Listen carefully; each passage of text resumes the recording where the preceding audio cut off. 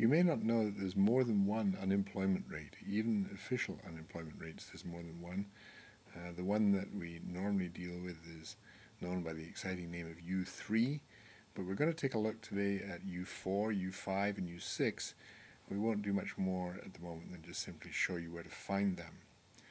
The starting point is the Bureau of Labor Statistics website, which you probably know, www.bls.gov.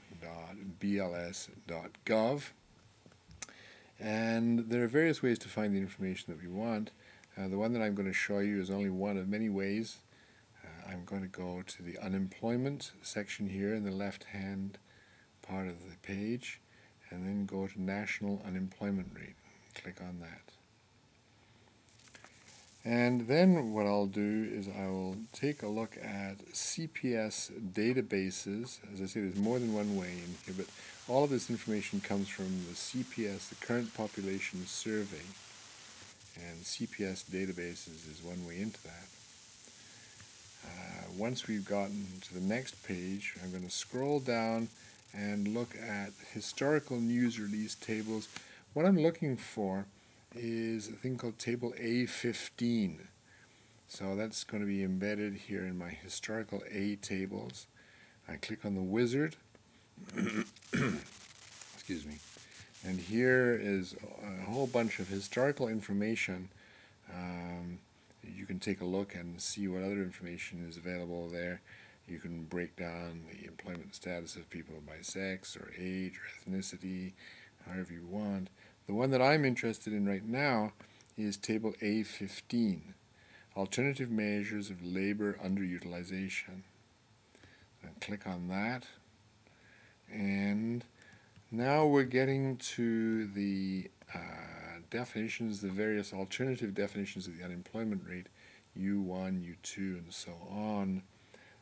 Let's say that I want to look at the broadest category, U6. You can see that that includes the people who are unemployed, plus a bunch of other people, people who are working part-time, who'd like to work full-time but don't think that there are jobs for them to obtain. So we have to click, we can click more than one of these boxes. I'm just going to click one for the sake of clarity. We're going to retrieve the data, and we'll find that the default is that they give us the last 10 years. But we may want to do something a little bit different. We can either work from this page that comes up here. You can see that we can change the start year. But I'm actually going to, just to show you some of the options that are available, I'm going to go to more formatting options. Let's go for all the years here. This will take us, no, let's think, let me see. I'm going to go back as far as I can. I'm going to go back to, I think, 1994 was when this database started. Now, if you go over on the left-hand side here, you can see that I can either get the original data value, or if I'm interested, I can plot percentage changes. It'll do those calculations for me.